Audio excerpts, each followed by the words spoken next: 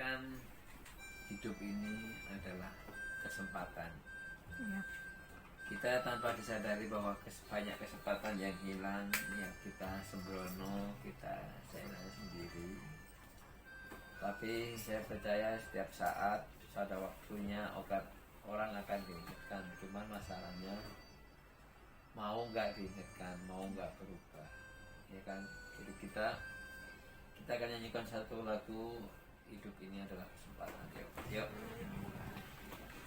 Hidup ini adalah kesempatan. Hidup ini untuk melayani Tuhan.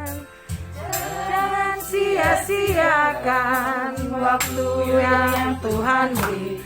Hidup ini akan jadi berkat.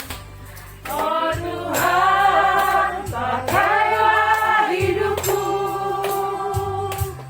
selagi aku masih kuat. Bila saatnya nanti kita berdaya lagi, hidup ini sudah jadi berkat. Oh Tuhan, pakailah hidupku selagi aku masih kuat. Bila saatnya nanti ku tak berdaya lagi, hidup ini sudah jadi berkat. Bila saatnya nanti ku tak berdaya lagi, hidup ini sudah jadi berkat. Oke, silakan duduk lagi. Haleluya. Judulnya hidup ini adalah kesempatan. Saya mau tanya beberapa orang di sini yang sudah memanfaatkan untuk Tuhan. Seringkali orang memanfaatkan kesempatan untuk Tuhan itu seringkali dikrus dengan uang. Jadi saya pernah bertanya diri, bagaimana orang yang nggak mampu, dia tidak bisa bantu nyumbang gereja. Nah, terus bagaimana yang merasa sudah memberikan bantuan gereja sebanyak-banyaknya, dia merasa sudah lunas, padahal itu kan paket komplit kan. Selain keuangan kita, tubuh kita, hidup kita, ya talenta kita, apalagi kesempatan kita ya. Nah, seringkali gini, ini maaf kita tidak menghakimi, tapi kita sama-sama belajar. Saya jelaskan lagi bahwa kita untuk Tuhan itu paket komplit, tidak hanya sekedar uang aja. Karena kalau uang aja, buktinya kan ada kan yang apa? Janda tua itu cuma ngasihnya berapa peser? Enggak ada artinya untuk dilihat orang, tapi dia udah melakukan sesuatu sesuai dengan kemampuan dia, sesuai yang ada, bahkan semua yang ada dalam dirinya. Ini ada lagu judulnya Muliakan Tuhan, tapi belum banyak tahu lagunya. Jadi apa? Manfaatkan kesempatan. Mungkin Bu Reza mau nambahkan sedikit, Bu. Shalom semuanya. Hidup ini adalah kesempatan. Saya mengucap syukur dan terima kasih ya karena kedatangan Pak Wes, Bu Santi, Maya, juga Bu Rizka. Ya, saya mengucap terima kasih karena buat saya ini satu mimpi ya. Kok Pak Les kesini ya? Saya juga ingin kata Pak Les, ayo kita bikin video. Tapi katanya Pak Les sakit ya. Tapi kok bisa ya? Dia bilang, tapi ya udahlah, kesempatannya Pak Les bisa kesini. Saya bersyukur kita bisa mengadakan di sini vlog ya, walaupun mungkin Pak Les dalam keadaan sakit, tapi saya tahu dia membuat menggunakan kesempatan yang Tuhan berikan dari dia muda ya. Dia muda, masih kecil waktu itu saya lihat di videonya tuh masih muda sekali. Dia dengan talentanya menciptakan lagu yang luar biasa, orang lain nggak bisa ya. Itu tidak dipunyai semua orang menciptakan lagu ya, dan itu semua kata-katanya dari Alkitab, bukan dia mengarang. Dan bahkan dia bercerita, dia juga Hikmat Tuhan. menceritakan tentang pengalamannya. Ada lagu dengan ceritanya yang dia mengalami keterpurukan, ada lagu yang dia sampai terusir dari rumahnya yang besar, ada lagu yang pada saat dia sampai nggak punya apa-apa Tuhan menolong. Nah itu dia buktikan dalam sebuah lagu, dan kita semua menikmatinya ya. Mungkin Pak Les pada saat ini orang belum tahu semua, tapi apa yang Pak Les tabur itu, saya yakin satu saat itu orang akan menikmati buahnya ya. Dan saya berdoa juga Pak Les tetap sehat, tetap berkarya, karena melalui karya Pak Les ini banyak jiwa yang terpanggil ya, termasuk saya. Saya ngikut di radio itu, terus terang untuk anak-anak saya semua heran, mama nih pulang pergi malam ini, saya diem aja. Saya pokoknya saya tahu saya berbuat apa, saya nggak berbuat yang aneh-aneh. Bahkan dari Pak Les ini saya jadi ingin lebih mengenal Tuhan melalui firman, dan saya akhirnya kuliah. Saya kuliah di STT itu sampai sekarang saya masih. Ya oke, tepuk tangan. Ya, siapa ini mau nambahkan? Iya itu, jadi buat saya Nambahkan itu, saja. Ya, saya perkenalkan, nama saya Kevin, saya cucu dari Ibu Luisa ini. Mengenai kesempatan, mengenai kesempatan, saya juga sebenarnya masih terbilang muda, 18 tahun lah. Masih belum ada pengalaman hidup yang cukup panjang seperti Bapak atau Ibu Luisa ini. Ya, Oma. Ya oke. ceritanya di orang banyak. Ya oke. Mbak Santi mau nambahkan apa Mbak Santi? Sukacita aja kita bergabung dalam grup itu ya, winner profesional. Luar biasa. Oh, saya dulu pikir apa ini? Oh begitu, kok siaran radio, saya pikir apa? Begitu masuk di dalam, wah takjub.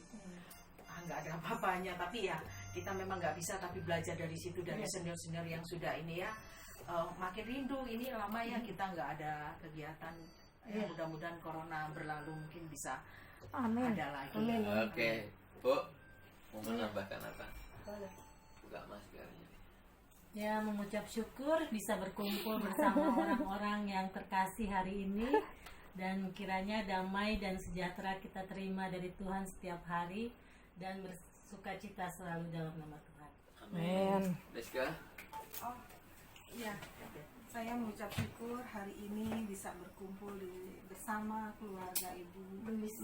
Ya, kebetulan dalam Rangka ulang tahun ya, 70. yang ke-70. Kita berdoa juga untuk Ibu Luis sekeluarga, biar juga Tuhan juga mau beri dia kekuatan ekstra dan diberkati. Dan juga Kolistio juga bisa disembuhkan. Amin. Ya, itu siapa? Helen. Halo. Ayo, mau menambahkan apa?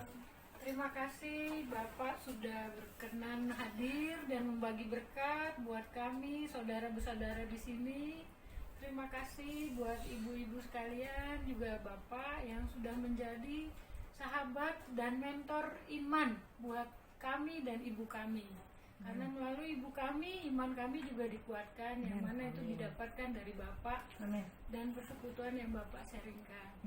Berterima kasih walaupun Bapak sakit, Ya, saya Bapak bersyukur. mau hadir di sini Saat ini dan percaya Pak, sehat, sembuh. Amin. Yes. Hati yang gembira adalah Obat yang manjur. ya. Wah, lagunya itu tuh. Ya, hati yang gembira. Dia adalah obat, seperti obat hati yang senang, tapi semangat yang patah keringkan tulang. Hati yang gembira Tuhan senang, hati yang gembira adalah obat, seperti obat hati yang senang, sampai semangat yang patah, keringkan tulang, hati yang gembira, Tuhan senang. Ulang lagi ya, lagi.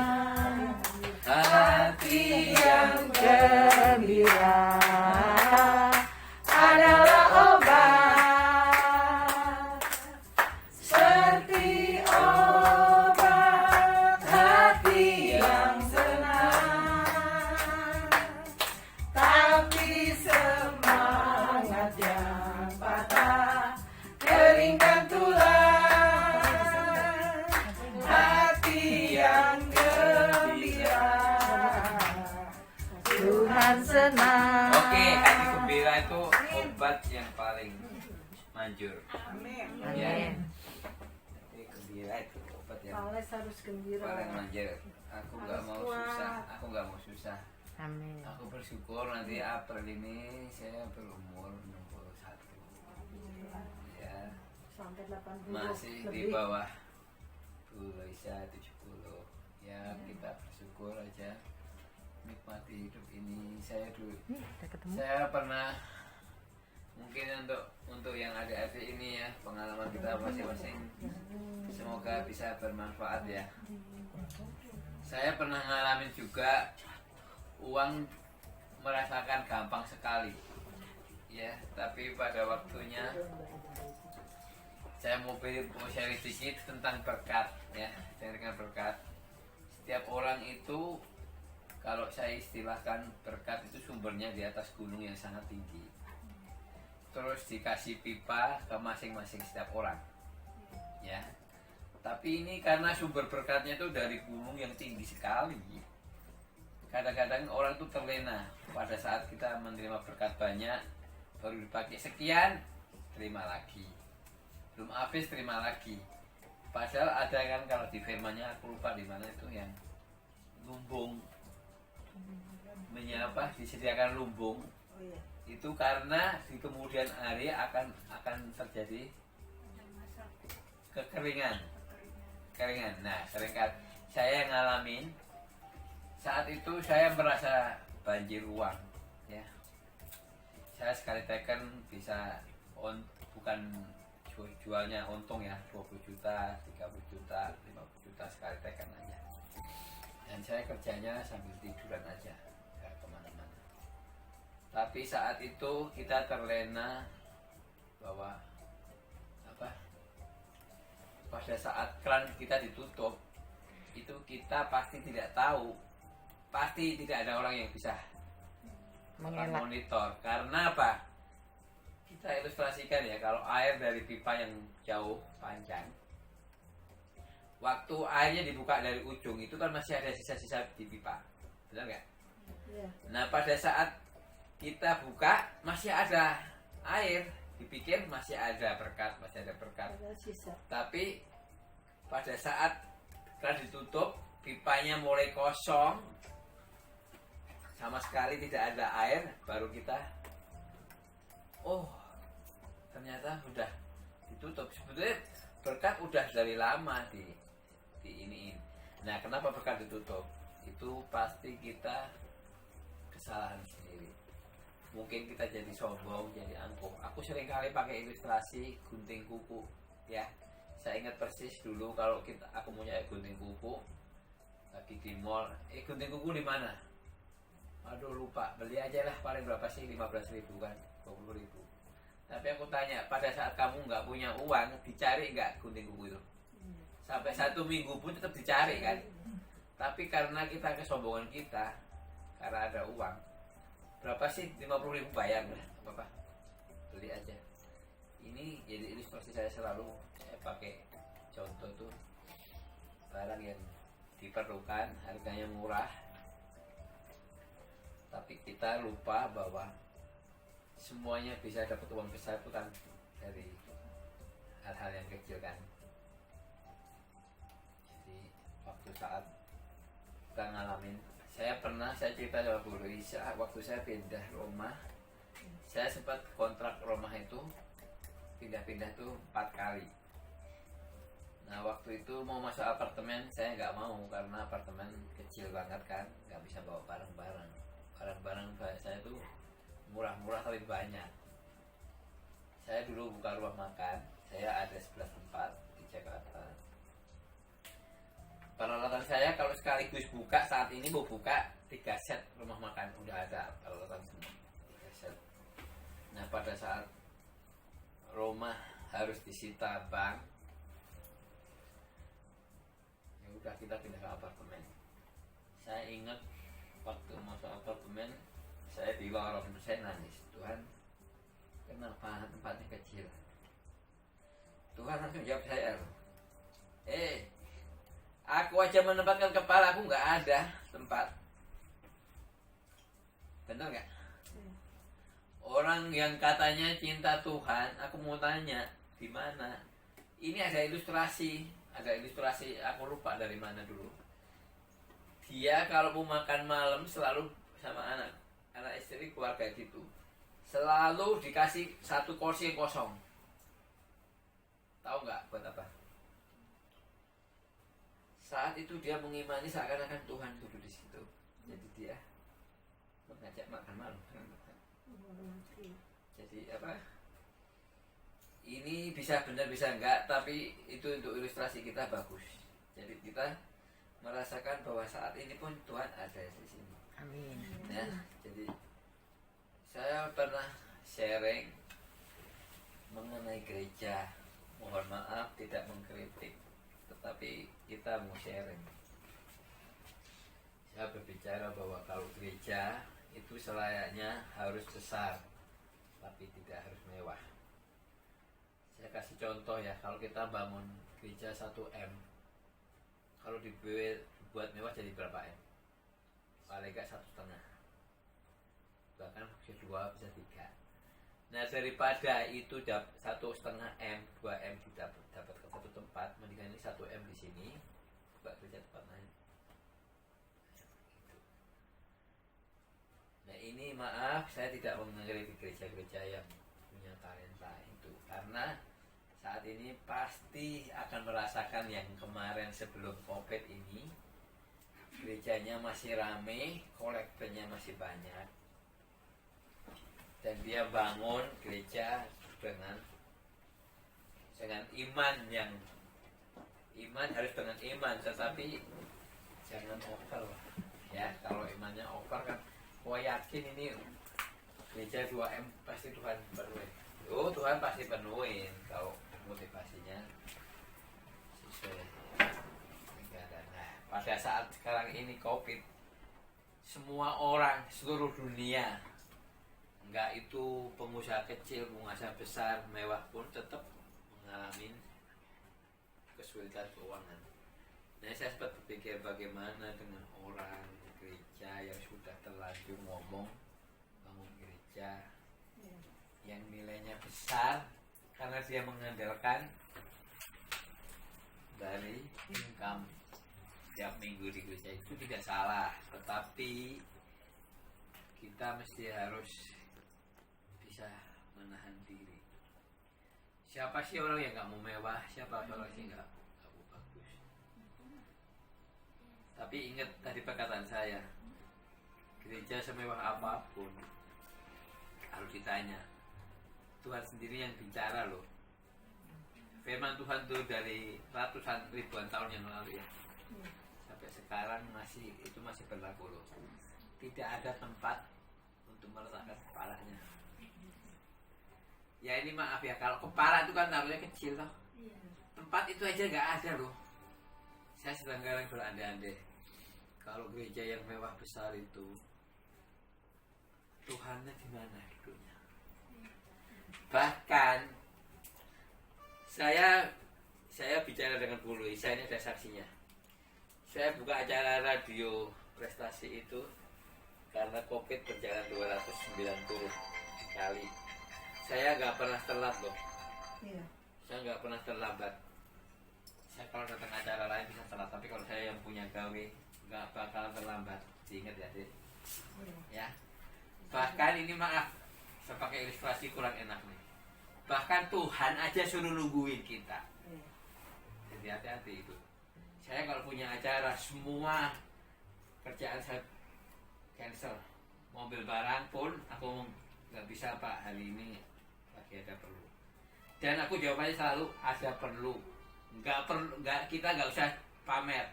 Kan gue pelayanan, nggak usah seperti itu. Pelayanan kita sebesar apa sih? Kita nggak tahu orang lain pelayanan lebih hebat dari kita. Ya, aku selalu nggak bisa Pak. Bapak kalau mau barang sekarang atau kalau nggak lusa, besok nggak bisa. Kenapa sih kok? Lagi ada perlu. Nggak usah ceritain. Besok aku pelayanan tembang rohani lah, nggak usah. Nggak perlu, Tuhan nggak perlu itu karena Tuhan sudah tahu apa yang akan kita. Ya, jadi itu Pak. Ya, ingat untuk yang masih muda-muda ini. Kalau sudah punya orang yang masih muda harus kejar komitmen. Tapi kalau yang seumur kita ini harus naik level. Naik levelnya apa? Dari komitmen apa? Konsisten. Konsisten. Setia. Jadi maaf ya. Taat sama setia itu levelnya lebih tinggi ya. Setia. Taat itu banyak motivasinya. Banyak yang nggak benar daripada yang persentase dari yang benar. Taat karena udah kalah janji, nggak enak, ada keperluan mau ketemu bos itu, ada acara mau bisnis sama salah satu jemaat yang lain. Nah, itu saya belajar konsisten. Saya mungkin acara ini udah bahasa 300 kali lebih. Saya bukan orang kaya, tapi Tuhan selalu mencukupkan. Oke, kita yang masih muda-muda harus kejar komitmen. Tapi kita harus tahu batasan sendiri. Ini komitmen saya sudah selesai waktu sekarang. Ngejar yang apa? Konsisten. Ya, jadi komitmen nggak cukup. Komitmen itu sesaat aja. Tapi kalau konsisten itu nggak mau tahu waktu, keadaan. Ya kan, ada kan beritakan firman apapun keadaannya. Ya kan? Iya. Oke, thank you untuk sharingnya malam ini. Semoga menjadi berkat bagi kita. Amin. Ya, nanti kita bisa buka di Winner Professional Vlog edisi obrolan santai yang bermanfaat. Amin. Thank you, saya Lestiono Tariadi. Saya Wisyahaan. Santi Warnati. Deborah Miske. Iya. Kevin. Helena Caroline. Soalnya ikut. Patricia Isa. Giovanna Nathaniela Pitu. Ya. Lengkap. Selfie Arisandi. Maya. Oke. Thank you untuk waktu kesempatannya. God bless you all. Bye. Bye.